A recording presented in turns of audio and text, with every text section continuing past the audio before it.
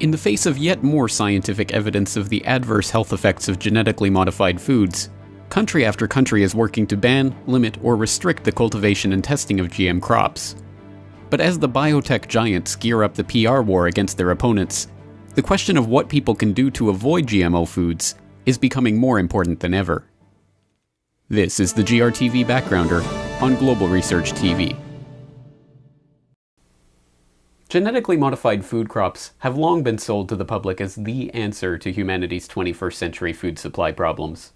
For decades now, the public has been told that they are safe for human consumption, that they will improve crop yields, that they will require less pesticides, and that they will be the safest, most effective way to feed the world's population as we head into times of severe instability in the global food supply.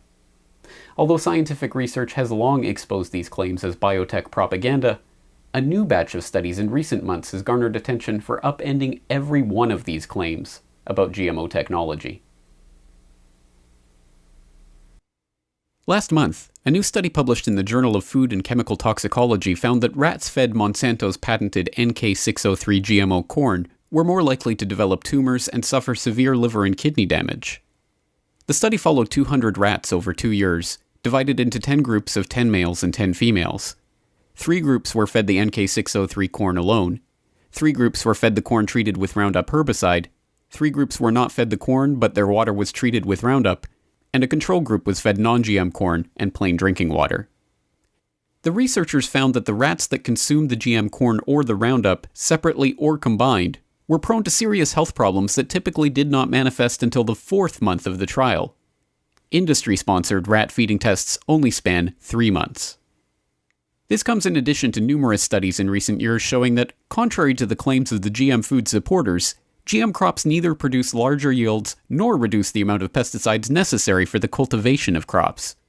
A 2009 study by the Union of Concerned Scientists found that genetically engineered crops produced no significant yield increases, and what increases in yield were detected were almost exclusively due to traditional breeding and improvement in agricultural practices.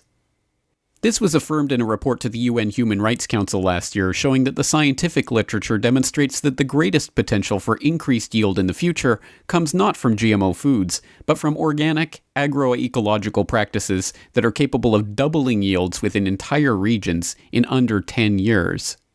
A 2011 study coordinated by the International Commission on the Future of Food and Agriculture showed that GMO crops were promoting the creation of superweeds, contributing to food insecurity and requiring vastly higher concentrations of pesticides to be sprayed.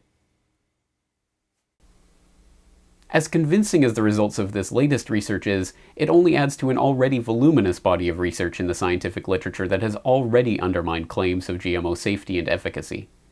Earlier this week, I had the chance to talk to independent journalist and researcher Anthony Gucciardi of naturalsociety.com about these studies and the detrimental health effects that have been tied to the consumption of genetically modified crops. Well, let's get into some of the health effects of GMOs, because obviously this new study detailing the link with breast cancer, but there have been all sorts of other health effects associated with GMOs in the scientific peer-reviewed literature. Let's talk about some of that. Yeah, so obviously there's been hundreds of different studies. There would be thousands, if not hundreds of thousands of studies on GMOs and Roundup, but Monsanto, since they own the patent to their genes, they can go around and say, you're not allowed to study this. And that's why one of the reasons that France is doing so is because they're not based in the United States, where Monsanto has such a firm grasp on the politicians and figureheads in the United States. Going as far back as WikiLeaks, 2007, we can find that Monsanto actually owns all United States diplomats, but I guess that's another story. But we can see just from this peer-reviewed PubMed research dating back years and years that Roundup alone has been linked to 29 associated diseases, many of which have over 40 pieces of peer-reviewed research to support this. So, for example, it's been linked to lymphoma in 40 studies, DNA damage in 27 studies, hormonal disorders in 24, low testosterone in 22, another lymphoma, pesticide toxicity, chemical exposure, liver cancer, mercury poisoning. I could go on. Skin cancer, kidney damage, liver damage, lymphatic cancer, oxidative stress, uranium poisoning. So it just goes on. And that's just Roundup right there. That's the Roundup Ready crops that are being drenched in Roundup massive amounts because they're so resistant. If I were to go to glyphosate, which is the key component that Monsanto created in Roundup, which is the #1 best-selling herbicide, by the way, in the United States, there's 36 associated diseases such as DNA damage, chemical exposures in the womb, glyphosate toxicity, which can kill you, neurotoxicity, endocrine diseases, mercury poisoning again, meningitis, infertility, and we have all the German studies and everything like that linking it to infertility as well. It just goes on. And on and on and on. Absolutely. Is there any one resource that puts together all of those links to those studies, or gives a list like that with what studies indicate that? Yes. I would go. The website I'm looking at right now is greenmedinfo.com, and you can go ahead and plug in Roundup in the search bar, and then click Advanced Options, and it'll show you all the peer-reviewed PubMed research linking it to these diseases. Or you can go to PubMed and look it up yourself. But either way, you're going to get there. The reason that this scientific refutation of the safety and efficacy of GMO technology has not reached the general public is hardly mysterious. The biotech giants whose very reason for existence is the promotion of the GMO myth have fought a long and protracted campaign to smear, undermine, and cover up studies pointing out the disastrous consequences of the use of this technology. This process has been underway for years, and unsurprisingly, the GMO PR machine is once again revving into action to attempt to counteract the damage to the reputation of genetic engineering technology that this recent research has caused. Immediately upon the release of the latest rat feeding study, a coordinated effort to undermine the study and its researchers began. Critics pointed to perceived flaws in the collection, reporting, and analysis of the study's findings. One of the key voices driving the campaign against the study was the Science Media Center, a supposedly neutral party that connects journalists to scientists when important scientific discoveries are in the headlines. The Science Media Center itself, however, is funded by bodies like CropLife International, a biotech trade association working to promote the interests of biotech companies around the world, and Syngenta, one of the key biotech seed giants. It has also received funding directly from Monsanto UK. In the wake of the publication of the new study, the popular GMO information website gmwatch.org was targeted with an aggressive cyber attack that succeeded in almost crippling the website. The site operators had to direct traffic from their main page to their Twitter account at the height of the attack, which they noted was not the first time that outside forces had attempted to take them offline. GM Watch is not funded by the biotech industry and regularly publishes news, information, and studies demonstrating the health risks of GM foods. The latest round of attacks and misinformation brings to mind for many the case of Arpad Pusztai, a renowned British researcher who was immediately fired from his position at a prestigious Scottish research institute after announcing in 1998 the disturbing findings of severe health effects on rats subjected to feeding tests of a new genetically modified potato variety. A comparison of GM with non-GM potatoes. We fed that as a part of a proper diet to rats, and we measured all sorts of things, growth, for example, how these young animals were growing, what happened to their inside, and what happened to their immune system. And I did say, it's one of the 14 sentences, that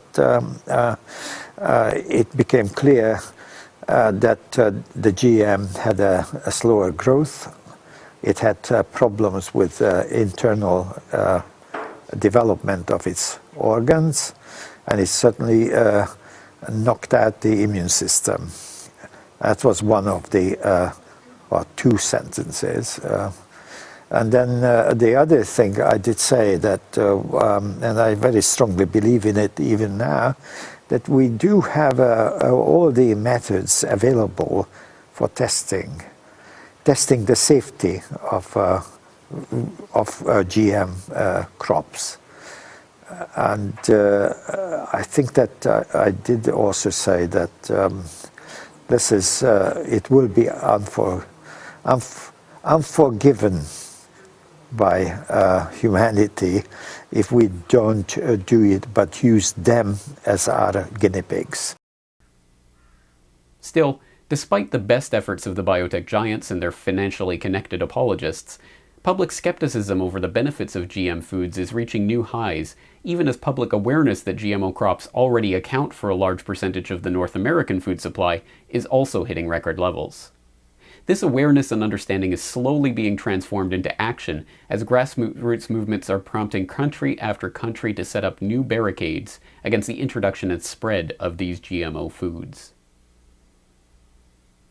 In 2010, Germany announced a ban on the cultivation of Monsanto's MON 810 genetically modified corn. In January of this year, BASF, the last firm still developing genetically modified crops in Germany, was forced to stop working on GM crops because of widespread public backlash. In 2011, Peru passed a law banning genetically modified ingredients for 10 years to prevent, in the words of the Peruvian Agrarian Commission president, the danger that can arise from the use of biotechnology. Also in 2011, Hungarian authorities destroyed 1,000 acres of corn which were found to have been grown with genetically modified seeds, which are banned under Hungarian law. In the wake of the French rat feeding study, Russia immediately suspended the importation and use of Monsanto's GMO corn. In India, the Supreme Court has just called for the Indian government to follow suit with a 10-year ban on all GMO crop field trials for the next 10 years. In the United States, meanwhile, the fight for a proper, standardized labeling system for foods containing GMO ingredients is heating up. In California, citizens are preparing to vote on a ballot measure known as Prop 37, which will require clear labeling for genetically modified products. What is a GMO? Scientists have discovered that by artificially manipulating the DNA of natural food, they can create a killer tomato. There are numerous intended purposes for modifying the genetics of food, one of which is to breed fruits and vegetables that produce their own internal insecticides. The concerns are obvious. If the food kills bugs, what does it do to us? Proposition 37 requires manufacturers of food containing GMOs to add a few extra words to their content label.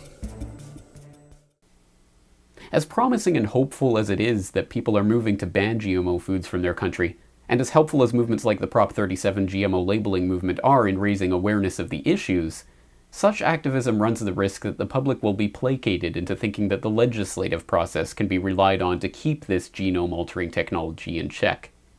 This thinking is ultimately utopian, seemingly ignoring the existence of the long-acknowledged revolving door between the biotech corporations and the institutions like the FDA, which are supposedly there to monitor and regulate them.